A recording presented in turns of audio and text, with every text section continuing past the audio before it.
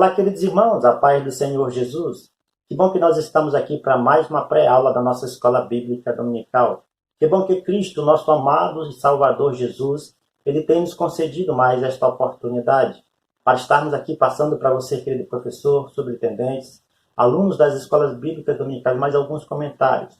Para você que não me conhece, sou o professor Márcio. Nós publicamos aqui neste canal uma série de estudos bíblicos. Nós somos aqui membros da Assembleia de Deus Missão, aqui no estado do Pará, em Parauapebas. E é com muita alegria e satisfação que nós apresentaremos para você mais uma lição de adultos, a lição número 4, a qual tem como tema iluminação, a iluminação espiritual do crente. A iluminação espiritual do crente. Como nós podemos entender com relação a essa iluminação que nós recebemos da parte de Deus. Como nós podemos entender as revelações que nós recebemos da parte de Deus. É isso que nós veremos aqui nesta lição. Tá beleza?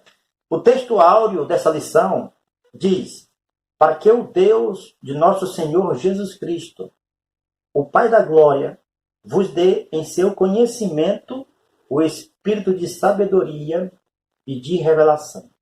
No texto áureo, eu gostaria aqui de enfatizar para os irmãos que está em Efésios, capítulo 1, versículo 17, a palavra sabedoria, só para nós adiantarmos aqui, já passando algumas coisas aqui do textual e revelação. Quantos de nós temos vivenciados dentro das nossas igrejas a questão da revelação? O que Deus tem para nos trazer com relação à revelação? Será que nós podemos, então, acreditar em toda a revelação que vem da parte dos profetas das nossas congregações? Sabedoria. O que é sabedoria? A verdadeira sabedoria vem dos céus. A verdadeira sabedoria, ela vem do nosso Senhor. Nós iremos aqui apresentar um pouco com relação a esse texto áureo. Vamos trabalhar essas duas coisas, sabedoria e revelação, dentro desta lição. E também não fugindo do tema, a iluminação espiritual do crente. Iluminação, nós podemos já fazer uma analogia, que a iluminação ela é necessária para que nós possamos conhecer as bênçãos de Deus. Conhecer a herança divina e as coisas que Deus tem para nós que somos crentes em Jesus Cristo. Essa iluminação é necessária.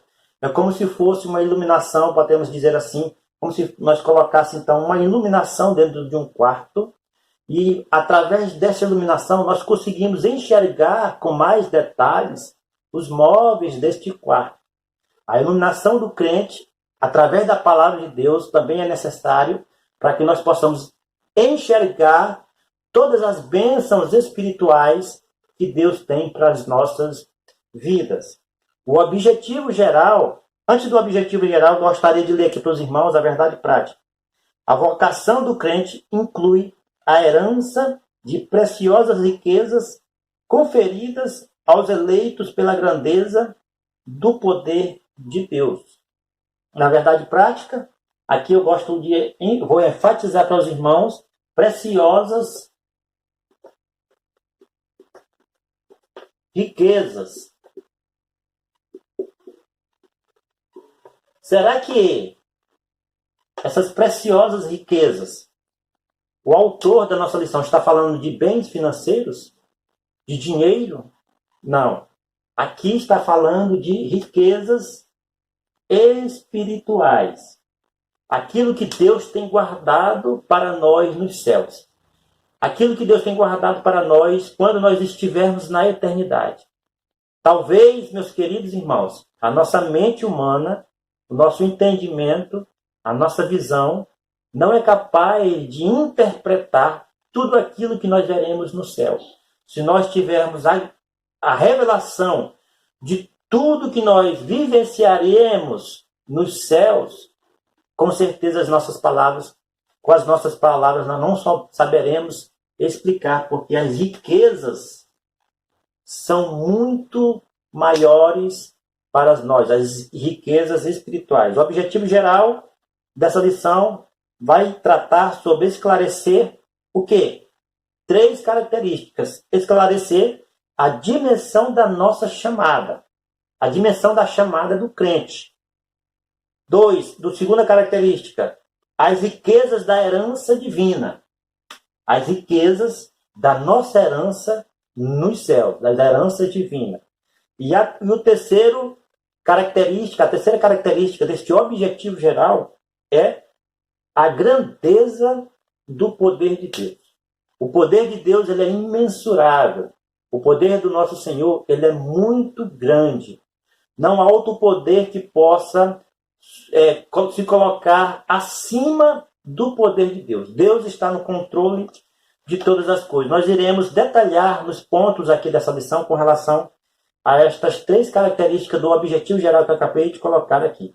A leitura bíblica em classe dessa lição está em Efésios, capítulo 1, do versículo 15 até o versículo 23. Efésios, capítulo 1, do versículo 15 até o versículo 23.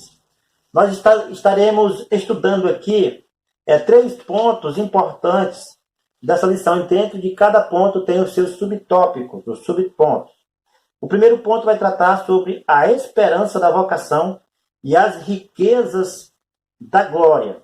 O apóstolo ensina que os salvos precisam ser iluminados para compreenderem quais são a esperança da vocação e as riquezas da glória da sua herança. Ele ensina isso para os queridos irmãos de Efésios, que nós precisamos então ser iluminados a cada dia pela palavra de Deus e pela revelação especial que Deus tem feito por nós, que as sagradas que Deus tem dado por nós, que é as Sagradas Escrituras, e a revelação da intimidade, da comunhão com o Espírito Santo, a qual nos ensina a entender a palavra de Deus. O apóstolo Paulo ele enfatiza isto com os irmãos, trazendo aqui para os irmãos que eles deveriam ter, primeiro momento, esperança da sua vocação naquilo que Deus os chamou para fazer.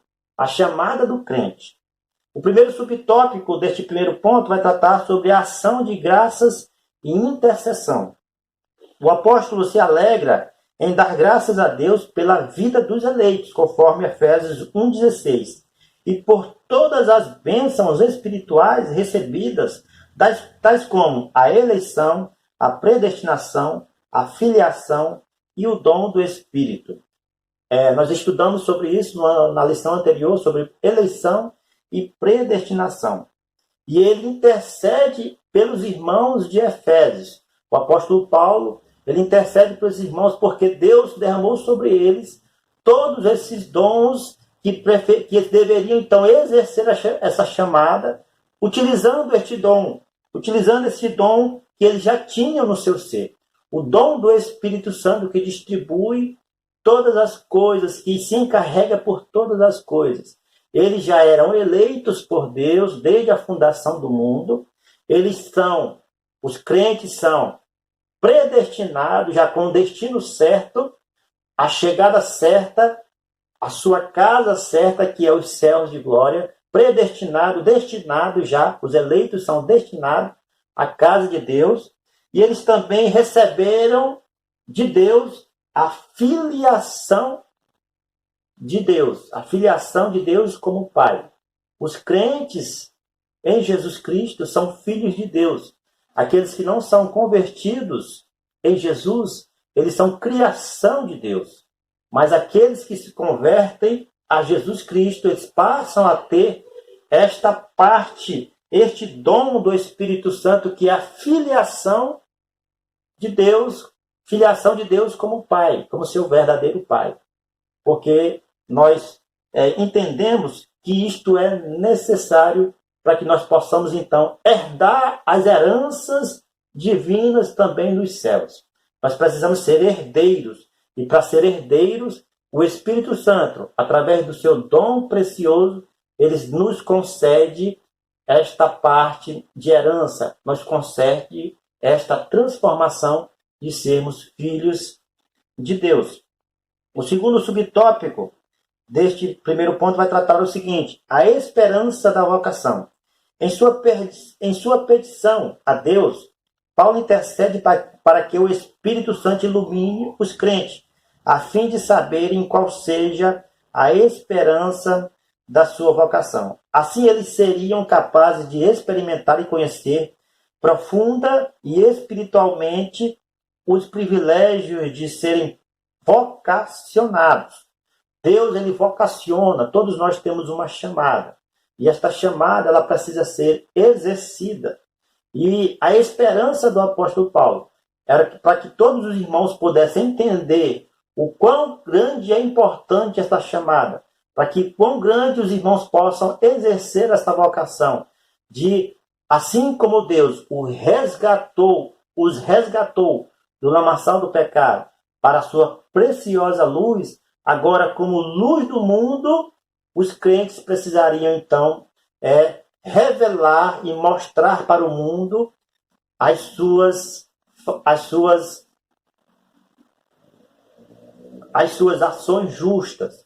Porque o crente é salvo não pelas obras. O crente é salvo porque ele já creu em Jesus Cristo.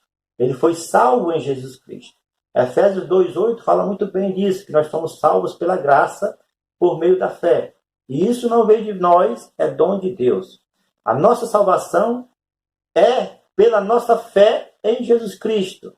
E isso deve ser demonstrado através das nossas boas obras, que de uma certa maneira, para os ímpios, para aquelas pessoas que não servem a Deus, elas enxergam e possam então testemunhar Jesus Cristo na nossa vida. Aqui, continuando aqui, o segundo parágrafo deste segundo subtópico diz: podemos dizer que tal esperança divide-se em pelo menos 3 aspectos. Deus chamou pessoas no passado, conforme 2 Timóteo 1:9. Ou seja, uma chamada em que ele teve iniciativa por meio da eleição em Cristo, da qual fazemos parte. A eleição, como nós tratamos aqui na lição passada, ela só pode ser considerada feita em Cristo Jesus. A eleição, ela só é uma eleição para nos levar para próximo de Deus. A eleição que Cristo nos deu, ele nos elegeu desde a fundação do mundo. E através dessa eleição, é uma eleição para a salvação. A eleição só pode ser definida para a salvação do crente. Os eleitos, a igreja de Cristo, ela foi eleita para ser salva. Não há dupla eleição e nem dupla predestinação. Há apenas uma eleição e uma predestinação, que é a eleição dos salvos em Cristo rumo aos portais celestiais nos céus de glória. Número 2, a divisão aqui de 3 aspectos. O segundo aspecto, a chamada abrange serviço e santificação no presente, conforme Filipenses capítulo 3, versículo 14. Deus nos elegeu desde a fundação do mundo. Agora, através da santificação, nós estamos amadurecendo espiritualmente. Agora, através da santificação, nós estamos nos aperfeiçoando, porque a santificação é um processo a qual deixa os crentes mais maduros espiritualmente, e através disso também nós estamos sendo, no presente, sendo aperfeiçoados. E a terceira característica é que a participação gloriosa no futuro, conforme Efésios 5:27, que compreende a vida eterna e a esperança de conhecer Deus face a face, conforme 1 Coríntios capítulo 13, versículo 12. Ou seja, nós precisamos então continuar sendo santificados pela palavra do Senhor, pela oração, pela comunhão com o Espírito Santo, para que no futuro nós possamos então ver o nosso Deus como Ele é. Contemplar face a face a Cristo Jesus. Contemplar face a face ao nosso Deus. Contemplar face a face todas as riquezas espirituais que Deus tem para as nossas vidas. A sobreexcelência, grandeza e força do poder divino. Subtópico 1. A sobreexcelência e grandeza do seu poder. O apóstolo orou para que salvos pudessem entender e a sobreexcelência, grandeza do poder de Deus, conforme Efésios capítulo 1, 19. Aqui, meus irmãos, nós não entraremos na questão do hebraico e do grego, porque são termos que são termos mais específicos. Se nós formos entrar aqui, vai gastar muito tempo e essa videoaula vai ficar muito grande. Mas que nós possamos entender que a sobreexcelência do poder de Deus é que o poder de Deus ele é grande em todos os aspectos. O poder de Deus ele domina todas as áreas da vida, da humana, da natureza. O poder de Deus ele está acima de todas as coisas, porque Deus ele é soberano e nada há a quem possa detê-lo, nada há quem possa frustrá-los os seus planos. O Senhor, ele conhece tudo e ele tem poder sobre todos. Continuando aqui o segundo subtópico, a força do poder divino. Na sentença, segundo a operação da força do seu poder, Efésios 1:19, o apóstolo faz uso de 3 vocábulos grego, concordes entre si. Primeiro, a palavra operação. A palavra operação ela é narrada aqui pelo apóstolo Paulo. Operação, que é a primeira palavra que o apóstolo Paulo fala aqui. E a segunda é a expressão força. Então o apóstolo Paulo ele usa 2 expressões aqui. A primeira, operação, que significa eficácia. Operação, eficácia. Ou seja, uma operação que é eficiente, não há falhas, não há defeito. Uma operação que tem resultado. E a segunda é força, que significa força do seu poder. Essa expressão força é uma força sobrenatural. É uma força que não há como medir. É uma força que é imensurável. É uma força que está acima de todas as forças. É uma força que não tem como alguém escapar desta força. O segundo parágrafo deste segundo subtópico diz: a associação desses conceitos, dessas 2 palavras, revela o poder potencial de Deus que é inerente à sua natureza divina, opera em favor dos que creem. O mais interessante, meus queridos, e o que nos conforta é saber que esta operação, eficácia do poder de Deus, vem com toda a força e não tem falhas. Ela transforma o homem mais vil pecador em um homem que quer se aproximar de Deus, em um homem que começa então a ser uma nova criatura em Cristo, começa a nascer de novo em Cristo. Ela transforma o homem pela força do seu poder, pela operação, eficácia do seu poder, em fazer com que esse homem seja um homem justo diante de Deus e que pratique a justiça na medida do seu amadurecimento espiritual. A iluminação do crente, ela necessita passar por isso. Ela necessita passar por esta parte em que as pessoas recebem algo de Deus e este algo, este poder, começa a transformar a vida das pessoas. O terceiro ponto dessa lição vai tratar o seguinte: Cristo, nosso exemplo de exaltação. Jesus Cristo, ele é o nosso exemplo de exaltação. O subtópico desse terceiro ponto diz: Cristo, as primícias do que dorme. Paulo enfatiza que o poder de Deus se manifestou em Cristo, ressuscitando-o dos mortos, conforme Efésios capítulo 1, versículo 20. Aqui, meus irmãos, aqui nós temos que ver que Cristo, ele é as primícias dos que dormem. Cristo, ele foi o homem que ressuscitou dentre os mortos. A palavra de Deus nos diz que ele está assentado à direita de Deus Pai e ele está intercedendo por cada um. Paulo aqui exalta o nosso Senhor Jesus, que se ele ressuscitou dentre os mortos, nós também ressuscitaremos. Paulo exalta a excelência e o poder de Deus, para que nós possamos receber as bênçãos espirituais do Senhor. Primeira bênção, que não tem como medir a grandiosidade desta bênção, é a nossa vitória sobre a morte. Porque Cristo venceu a morte. Cristo ressuscitou ao terceiro dia.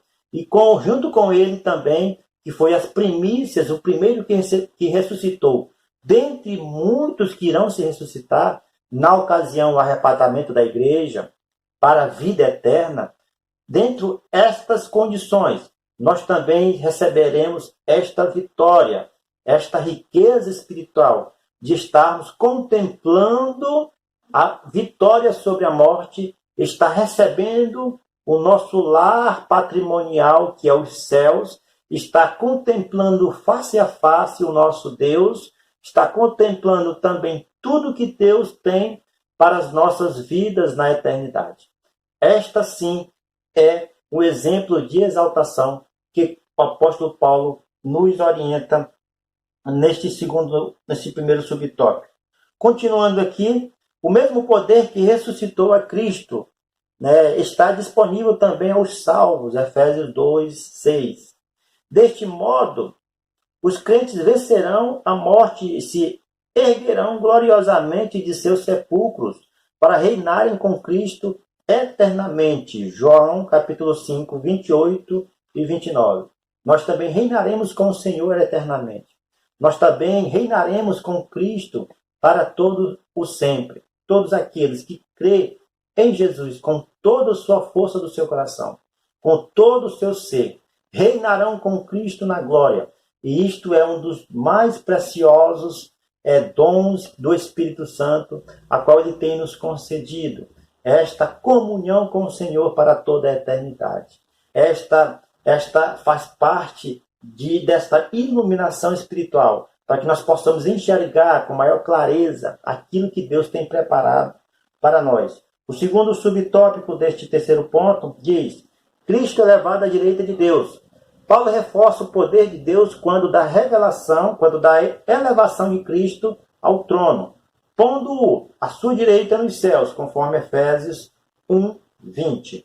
Aqui está em foco a ascensão de Cristo em reverência às promessas messiânicas, que Salmos capítulo 110 e Atos 1:6 fala que Cristo foi levado às alturas e está sentado à direita de Deus Pai Todo-Poderoso. As promessas messiânicas falavam também de um rei que viria, de um Messias que viria, que salvaria o seu povo do pecado e que estaria para sempre com ele reinando nos céus. Continuando aqui, terceiro subtópico, Cristo exaltado soberanamente. O nosso Senhor, nesse ponto, Paulo ensina que o poder de Deus exaltou a Cristo, acima de todo principado e poder e potestade e domínio, e de todo nome que ele se nomeia, conforme Efésios 1:21. Cristo foi exaltado para todo sempre. Cristo disse, quando ressuscitou, é-me dado todo poder nos céus e na terra. Ele é o nosso Deus, Ele é o nosso Salvador. E através dele, ele foi exaltado. E através de nossas vidas, nós estaremos exaltando também o nosso Senhor Jesus para todo sempre.